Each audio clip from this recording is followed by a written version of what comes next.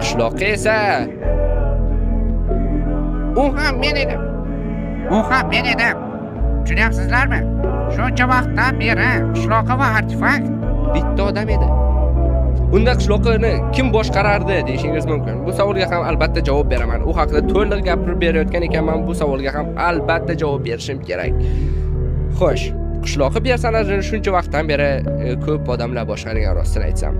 Uni har safar har xil odamlar boshqarishi mumkin edi. Kimni vaqti bo'lsa, masalan, Shohruxning vaqti bo'lsa, Shohruxga Minecraft o'ynab o'raylik. Mana shu qishloqqa ko'rinishda bo'lib turasan derdim. U ham necho derdi. Husanga aytishim mumkin edi. Hattoki jiyanimga aytsam ham u ham o'ynab berishi mumkin edi. Lekin ba'zi paytlarda men hattoki hech kimni chaqirmasdan mod ishlatishim ham mumkin edi.